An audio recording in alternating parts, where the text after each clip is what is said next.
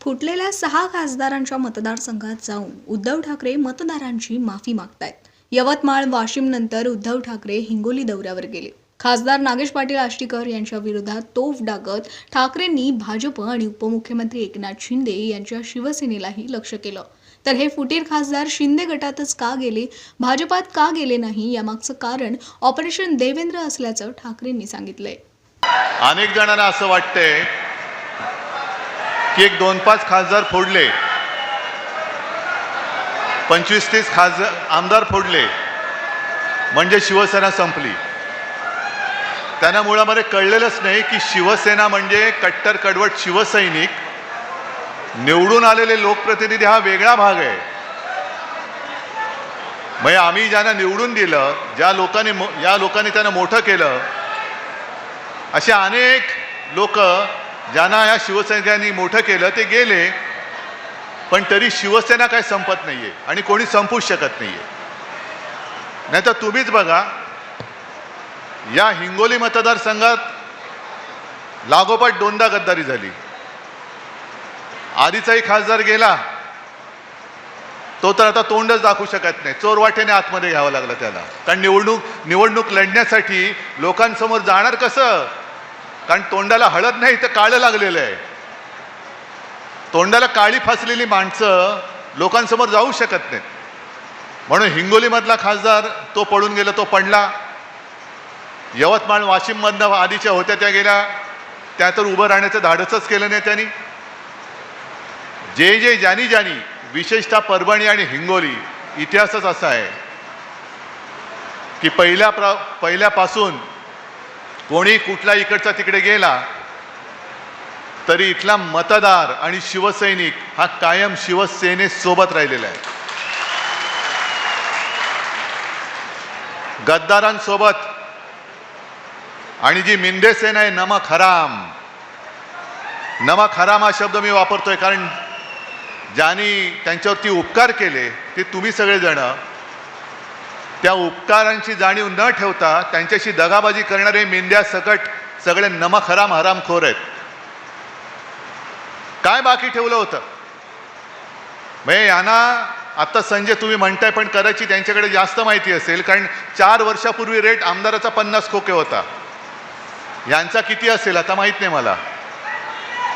म्हणजे स्वतः खोक्यासाठी खोक्यात गेलेले आहेत, त्यांनी आपल्याला धोका दिलेला आहे। तरी अनेक जण मला तेव्हा सांगत होते की उद्धवजी यायला देऊ नका, फुटलेला या फुटणार। म्हटलं नाही रे, असं कसं? आपला आमदार होता, कट्टर राहिलेला आहे, एवढी फाटाफूट झाली तरी सोबत आहे, नाही फुटायचा। तर नाही बघा साहेब, तुम्ही लिहून ठेवा, हाच फुटणार। आणि आता नुसता फुटलाच नाही तर माझ्या कानावर आलं की यांनी गद्दारांचं नेतृत्व केलं, असा हा गद्दारांचा गद्दार। बरं, विश्वास ठेवायचा नाही कसा? मी यवतमाळ वाशिममध्ये गेलो होतो, तिथल्या खासदारांनी काय सांगितलं होतं? जेव्हा मी 1-2 आठवड्यापूर्वी खासदारांची बैठक बोलवली होती घरी, तेव्हा 3 खासदार होते लोकसभेचे, आपले अनिल देसाई, अरविंद सावंत आणि आपले संजय राऊत। बाकीचे सगळे ऑनलाईन हल्ली ती एक सोय झालेली आहे, व्हिडिओ कॉन्फरन्स। त्याच्यामध्ये यवतमाळचे खासदार होते, त्यांनी मला आदल्या दिवशी फोन केला। मला म्हणाले, उद्धवजी काय करू? म्हटलं काय करायचं, यायचं आहे ना? नाही म्हणे, माझ्या मुलीला बघायला पाहुणे येणार आहेत, सोयरीक जुळवायचे, मग काय करू? आता असं कारण सांगलं, तुम्ही काय सांगाल? या म्हणून सांगाल? नाही, सोयरीक सोडून द्या, या। आता मला काय माहित, मुलीच्या ऐवजी ह्यांची सोयरीक जुळवत होते।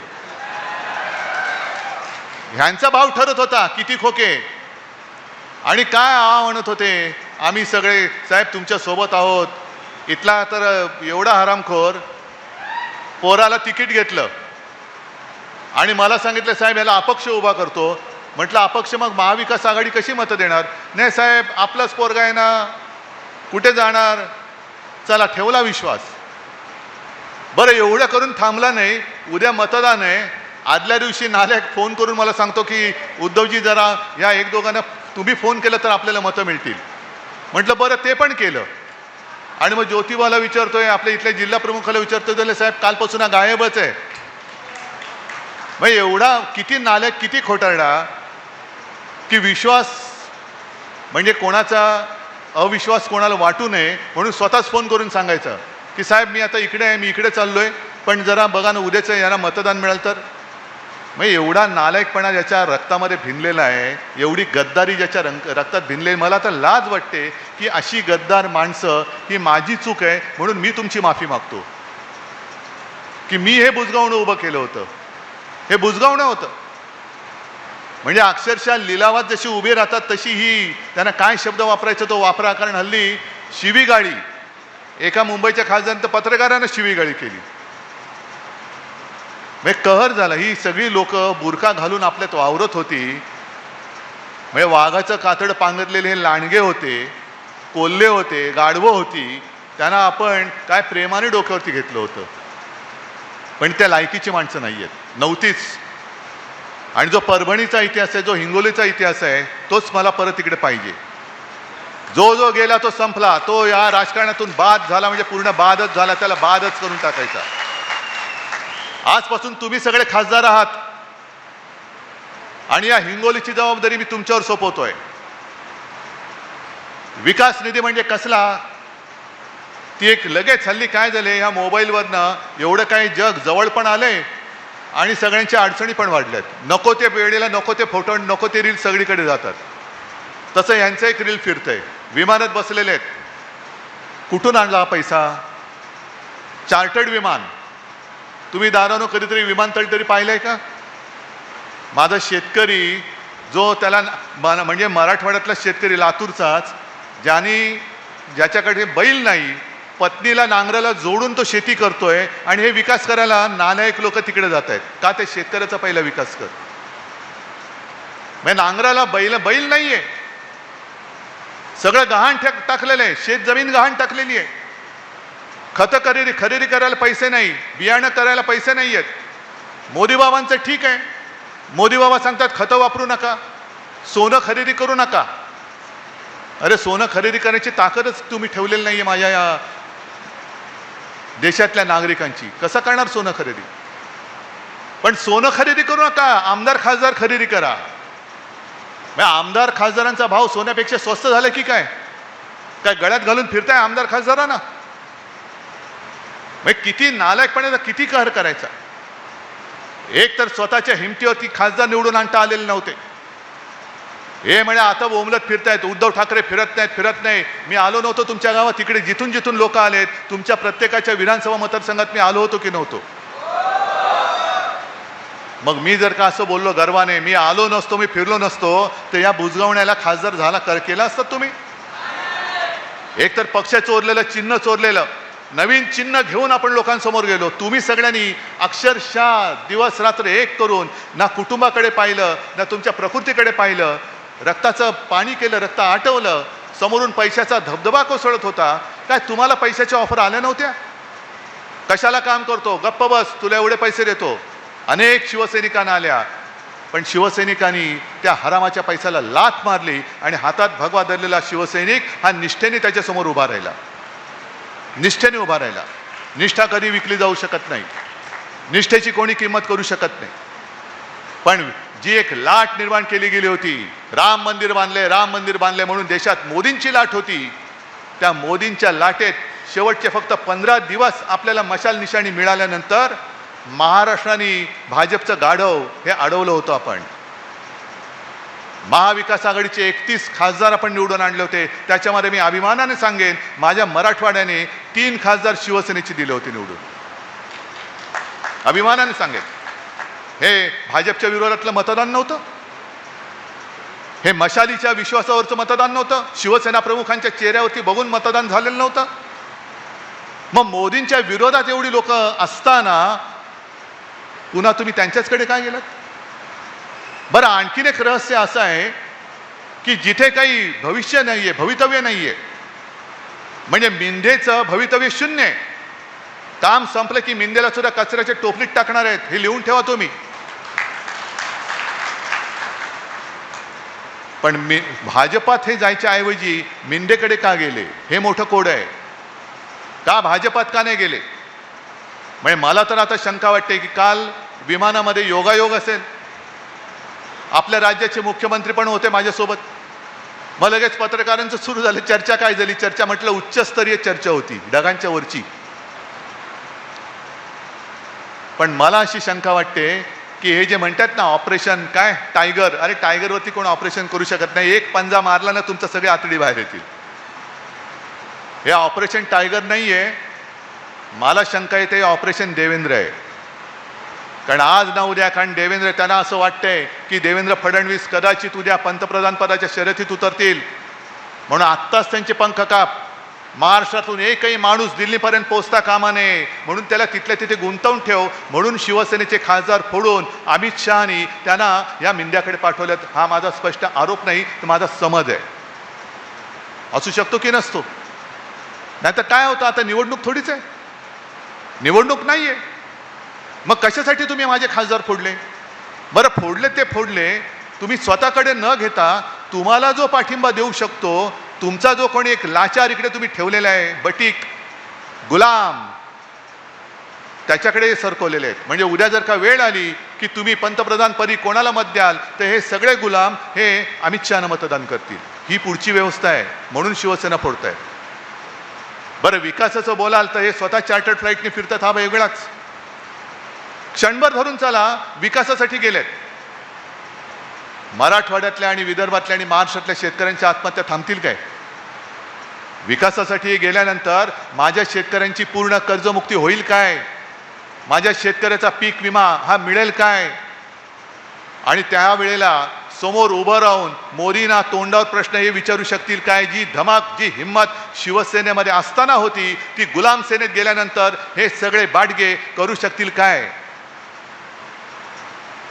आणि याचं उत्तर स्पष्ट आहे. शिवसेनेचं अस्तित्व हे आमदार खासदारांवरती नाही आहे. शिवसेनेचं अस्तित्व हे जनतेवरती आणि शिवसैनिकांवरती अवलंबून आहे. आता सुद्धा माझ्याकडे, मी सरकारमध्ये नाही आहे, तरी पण एक शिष्टमंडळ भेटलं आणि एक आता यांनी समोरून एक निवेदन दिलं, शक्तीपीठ महामार्ग रद्द करा. कोण आहे मी? काय करू शकतो? माझे तर खासदार पण फोडलेत. इथला जो खासदार होता त्याला विचारा, नालायका तू कधीतरी आमच्या बाजूनी कधी बोललास तिकडे? आता बोलू शकतोस? जाऊ शकतोस तिकडे की नाही? या शक्तीपीठ महामार्गामध्ये माझ्या शेतकऱ्यांचं संपूर्ण राख रांगोळी होते, कुटुंबाच्या कुटुंब उद्ध्वस्त होत आहेत, त्यासाठी सुद्धा लोकांच्या आत्महत्या झालेल्या आहेत. हा शक्तीपीठ महामार्ग होऊ देऊ नका हे सांगण्याचं धैर्य हे विकासवाले करू शकतील काय? मग जबाबदारी आपलीच येणार आहे. कारण विकास त्यांचा होणार, खोके त्यांना मिळालेत. रस्त्यावरती कोण? तुम्ही आणि आम्ही.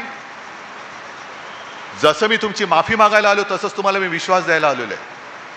खासदार फुटला फुटू द्या, पुन्हा आपण नवीन खासदार आणू, आपल्या हक्काचा आणू, नव्याने आमदार आणू. पण तुमच्या न्याय हक्काचे आणि जीवन मरणाचे जे प्रश्न आहेत ते सोडवण्यासाठी हा उद्धव ठाकरे, उद्धव बाळासाहेब ठाकरे तुमच्या खांद्याला खांदा लावून, आमदार खासदार कोणी सोबत नसला तरी मी तुमच्या सोबत उभा राहिल्याशिवाय राहणार नाही. कारण माझी बांधिलकी ही सत्तेशी नाहीये, माझी बांधिलकी त्या फुटीरांशी नाहीये, माझी बांधिलकी तुमच्याशी आहे. तुमच्यामुळे हे आमदार खासदार दिल्ली आणि विधिमंडळ बघू शकतात, नाहीतर किंमत त्यांची काय होती. पण हा एक नवीन धंदा झालेला आहे. एक तर काय करतात हल्ली, समोरून कोण उभा राहिला महायुतीचा की त्याच्या विरुद्ध उभं राहायचं. साहेब 100% येतो आणि मग साठवलोटा असं करायचं की बरोबर शेवटच्या दिवशी अर्ज मागे घेऊन पसार व्हायचं. पैसे घेतात आणि पसार होतात, म्हणजे बिनविरोध निवडणूक होते. आणि दुसरं हे असं, जर यांना आपण उमेदवारी दिली नसती, आपण यांना खासदार केलं नसतं, तर काय यांचं कुत्र तर यांच्या दारात विचारायला आलं असतं, तंगडवर करायला आलं असतं यांच्या घरी. पण निवडून यायचं, शिवसेनेशी आम्ही प्रतारणा करणार नाही. म्हणजे त्या तिथल्या यवतमाळच्या गद्दारीने तर मला तो एक व्हिडिओ पाठवला कोणीतरी. 82 वर्षाच्या आईने त्यावेळेला त्याने सांगितलं होतं की तू ठाकरेंकडे जा, त्यांच्यासोबत राहा. मग आता काय आईला वाटत असेल? तसंच ह्या इथल्या गद्दारांनी सुद्धा जो विश्वासघात आपल्याशी केलेला आहे, विश्वासघात केला तो केला, पण परत पोराला पुढे सरकवत होते. म्हणजे हे विशेष. आम्ही केली तर घराणेशाही. उद्धव ठाकरे मुख्यमंत्री झाले, आदित्य ठाकरे मंत्री झाले, बघा घराणेशाही. अरे पण तू लेका, तू खासदार, तुझं कार्ट आमदार करायचंय, इकडे हा उपमुख्यमंत्री बसलाय, त्याचं कार्ट तिकडे दिल्लीमध्ये मंत्रिपदासाठी सगळी फोडाफोडी करते. ही घराणेशाही नाहीये. आम्ही करू ती घराणेशाही आणि तुमचं काय? बेईमानी रक्ताची अवलाद ही त्यांची पोरं बाळं जर का सगळं भोगत असतील तर ती घराणेशाही होत नाही. बरं, कशासाठी तुम्ही गेलात तिकडे? आता संजय राऊत यांनी जो विषय घेतला तो आपल्याला राज्यभर करायचा आहे, करणार, नक्की करणार. कारण राम मंदिर हा आपल्या केवळ महाराष्ट्राच्याच नव्हे तर तमाम जगातल्या तमाम हिंदूंच्या जीवाभावाचा प्रश्न आहे. जर अडवाणीजींनी रथयात्रा काढली नसती आणि हिंदुत्व जे शिवसेना प्रमुखांनी पुन्हा एकदा वरच्या पातळीवरती आणलं होतं, या देशातली 1987 सालची पार्लेची पहिली पोटनिवडणूक अशी होती जी हिंदुत्वाच्या मुद्द्यावरती जिंकली गेली. आणि मग तेव्हापासून सगळ्यांच्या लक्षात आलं, अरे हिंदू वोट बँकेवरती निवडणूक जिंकू शकतो. मग भाजप सोबत आला, मग अडवाणींनी रथयात्रा काढली, मग मंडल कमंडल झालं, बाबरी पाडली गेली. त्यावेळेला आपल्याकडनं मराठवाड्यात सुद्धा आणि महाराष्ट्रातनं अनेक शिवसैनिक तिकडे गेले होते.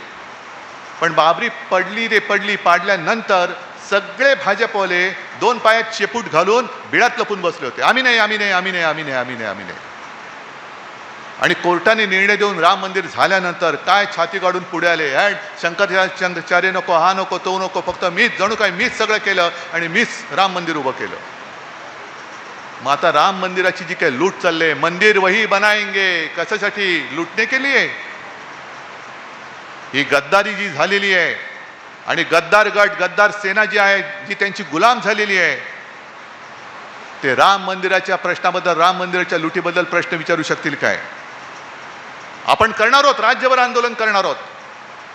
पण हा केवळ गद्दारीचा प्रश्न आहे, तो शिवसेनेशी नाही, उद्धव ठाकरेशी नाही, हिंगोलीचा नाहीये, ना परभणीचा, ना आणखीन कुठला. हा हिंदूंची, हिंदुत्वाशी केलेली ही गद्दारी आहे, ज्याचा जाब आपल्याला भाजपाला विचारावा लागेल. जसं त्यावेळेला मोगल आक्रमकाने आपली मंदिरं लुटली, काही तोडली, तसंच ते बाबरी बांधली गेली होती ना. मग त्यावेळेला मोगलांनी जर का आपली मंदिरं लुटली म्हणून आपण त्यांना शिव्या घालत असू, तर आता तुमचे जे काही चेले चपाटे राम मंदिर लुटतायत त्यांच्यावरती कारवाई आजपर्यंत का केली नाही? मध्य प्रदेशमध्ये भाजपचे मुख्यमंत्री मंदिराच्या परिसरातल्या जमिनी लुटल्या, पत्रकार परिषदेत आलं. हेच जर का इतर कोणी विरोधी पक्षातल्यांनी केलं असतं तर देशभर यांनी काय हंगामा केला असता. म्हणून आज जो सामनामध्ये संजय राऊत यांनी अग्रलेख लिहिला, मुद्दा म्हणून वाचा. कारण मधल्या काळामध्ये सगळे सकल हिंदू समाज म्हणजे काय, हिंदू जनजागृती म्हणजे काय, हिंदू खतरे में है, आणि आम्ही हिंदूच आहोत. पण जेव्हा काँग्रेसचं राज्य होतं तेव्हा इस्लाम खतरे में आहे म्हणून घोषणा दिल्या जायच्या. आता 12 वर्ष तुमचा बसले तिकडे जग काय विश्वगुरू, त्यांच्या काळामध्ये हिंदू खतरे में कसा आला? मग ते सगळे जे होते, ज्यांनी मोर्चे काढले, नुसता काय तमाशा केला, ते आता गेले कुठे लपून बसले की राम मंदिर लुटलं जाते, मंदिराच्या नावाने लुटी चालू आहेत. शंकराचार्य म्हणाले केदारनाथ मंदिरातलं सोनं लुटलं गेलंय. कुठे गेले हे सगळे हिंदू तथाकथित भोंदू? हा वरवरचा विषय नाहीये. हे जे सगळं चाललेलं आहे हे 2/3 बहुमतासाठी चाललेलं आहे. कारण निवडून आले नाहीत, आपण त्याने येऊ दिला नाही, 240 वरती भाजपा थांबला. मग पुढे काय करायचंय? घटना तर बदलायची, हातात तर पूर्ण ताकद पाहिजे. आणि मध्ये जे काही महिला आरक्षणाच्या बुरख्या आडून किंवा त्याच्या आडून डिलिमिटेशनचं जे काही बिल आणत होते, विधेयक आणत होते, ते जर का झालं तर तुम्हाला आम्हाला कोणी विचारणार नाही, पूर्णपणे उत्तरेच्या ताब्यामध्ये हा देश जाईल. आमच्या मताला काहीच किंमत नाहीये, ती आत्ताही नाहीये.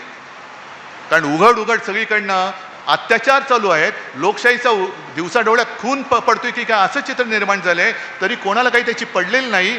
पण आम्हाला आमदार खासदार पाहिजेत. शेतकरी मेला तरी मरू दे, शक्तिपीठाखाली चिरडला गेला तर जाऊ दे, पेपर फुटले तर फुटू दे, विद्यार्थ्यांनी आत्महत्या केली तर करू दे. आजच ठाण्यामध्ये एक पेपर फुटलाय TETचा, कोणालाच काही पडलेलं नाहीये.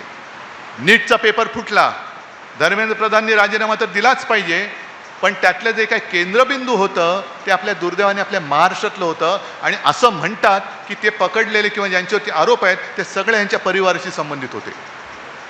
मग या पापाबद्दल कोणालाच काही वाटत नाही किंवा तुम्हाला त्याच्याकडे लक्ष जाऊ नये म्हणून हे फोडाफोडी चालले, असा माझा स्पष्ट आरोप आहे. का मला परत शिवसेनेचा खासदार पाहिजे? का मला परत शिवसेनेचा आमदार पाहिजे? होय, मला शिवसेनेची सत्ता पाहिजे, कारण ज्यांचा विश्वास माझ्या शिवसेनेवर आहे त्यांना न्याय देण्यासाठी, म्हणून मला परत सत्ता पाहिजे. त्यावेळेला मला मुख्यमंत्री व्हावं लागलं. मी काही ठरवून मुख्यमंत्री झालो नव्हतो. जर भाजपाने दिलेलं वचन पाळलं असतं तर मी मुख्यमंत्री झालोच नसतो. दुसरा कोणतरी शिवसैनिकच मी करणार होतो. पण जी काही मला संधी मिळाली त्यावेळेला मात्र जेवढं काही करता येणं शक्य होतं तेवढं मी प्रामाणिकपणे करण्याचा प्रयत्न केला. कोणी माझ्याकडे कर्जमुक्ती मागितली नव्हती, तरीसुद्धा माझं कर्तव्य म्हणून माझ्या नागपूरच्या पहिल्या अधिवेशनात कर्जमुक्ती मी जाहीर केली आणि ती मी करून दाखवली. मी फुकटामध्ये रेशन वाटा हे वाटा असं नाही करत, पण गोरगरिबाला काहीतरी जेवण मिळालं पाहिजे त्याच्यासाठी 10 रुपयात शिवभोजन करून मी दिलं होतं. आता काय झालं मला माहिती नाही आहे. कोरोनामध्ये तुमच्या सगळ्यांच्या सहकार्याने आपण महाराष्ट्र सावरला होता. पाडलं सरकार. अरे पण पाडलं तर पाडलं, सत्ता तुम्ही मिळवल्यानंतर काहीतरी त्याचा उपयोग करून द्या ना. महाराष्ट्राचं भलं करा ना, देशाचा विकास करा तुम्ही. तो नाही करायचा. फक्त आम्हाला सत्ता पाहिजे, सगळे आमच्या ढेंगे खालनं जायला पाहिजेत. नाही होणार. छत्रपती शिवरायाचा महाराष्ट्र कोणाच्या ढेंगे खालनं नाही जाणार. आणि तो जो जमाना होता मराठ्यांच्या घोड्यांच्या टापाने दिल्ली हादरायची, तो जमाना आपल्याला आता परत आणावा लागेल. कोणाची टाप होता कामा नये, महाराष्ट्राकडे वाकड्या नजरेने पाहायची. आणि मला खात्री आहे आज अनेक जण नवे जुने माझ्या समोर आलेत, कुठे काही बिघडलेलं नाहीये. मला खात्री आहे एक सुद्धा माझा कट्टर कार्यकर्ता गद्दाराच्या मागे गेलेला नाही, जाऊ शकत नाहीये. इकडे खुद्द हातगावचे कार्यकर्ते बसलेत. पण मी तमाम हिंगोलीकरांना एक आवाहन करतोय. आवाहन म्हणजे विनंती. जे कोणी या नालायकामुळे नाराज होऊन घरी बसले असतील, जे कोणी या नालायकामुळे नाराज होऊन दुसरीकडे गेले असतील, या परत या सगळ्यांनी परत या. कारण ह्याला काय होतं, ह्याच्याकडे मी दिलं होतं सूत्र, बन तू खासदार. मग अडचण त्याला होऊ नये म्हणून मग ते साहेब हा नको, साहेब तो नको, मग हातगावमध्ये हा नको, झालं. मग एक तर वाटोळं करायचं तेवढं करून ठेवण्याचा प्रयत्न केलाच आणि स्वतःही गेला. तर जे कोणी त्याच्यावरती नाराज होऊन गेले असतील, या बाबांनो शिवसेना आपली आहे. आज मी सगळ्यांना साथ घालतोय. या गद्दारांमुळे जे कोणी गेले होते त्या सगळ्यांनी परत यावं. या सूत्राने या गद्दाराला गाडा परत. आणि तुम्ही सगळे समर्थ आहात. तुम्हाला सगळ्यांना निष्ठेचं पाणी गद्दारांना कसं पाजायचं हे पक्क कळलेलं आहे. अनेक जण आले आणि अनेक जण गेले, पण हिंगोलीवरचा भगवा तुम्ही कधी उतरू दिला नाही. म्हणून मी तुम्हाला खरंच साष्टांग दंडवत घालतोय. आणि निष्ठा हा जो तुमचा जोश आहे, हा उत्साह आहे, खरं म्हटलं तर दुसरा कोणताही पक्ष असता तर खासदार फुटल्यानंतर घराच्या बाहेरच नसता पडला. पण मी जास्त नाही, मी त्यातला नाही आहे आणि तुम्ही पण त्यातले नाही आहात. म्हणजे अनेकांनी आजचा कार्यक्रम बघून तोंडात बोटं घातली असतील, किती बोटं त्यांची जात असतील तेवढी सगळी घातली असतील की हे शिवसेना आहे तरी काय, कितीदा फोडायची, फुटून सुद्धा संपत नाहीये. पण शिवसेना अशी संपणारी नाही. जो फोडायचा प्रयत्न करेल त्याला फोडून संपवल्याशिवाय शिवसेना पुढे जाणार नाही. आणि ती शिवसेना पुढे नेण्याची जबाबदारी मी तुमच्यावर सोपवतो आणि आपली रजा घेतो. जय हिंद, जय महाराष्ट्र.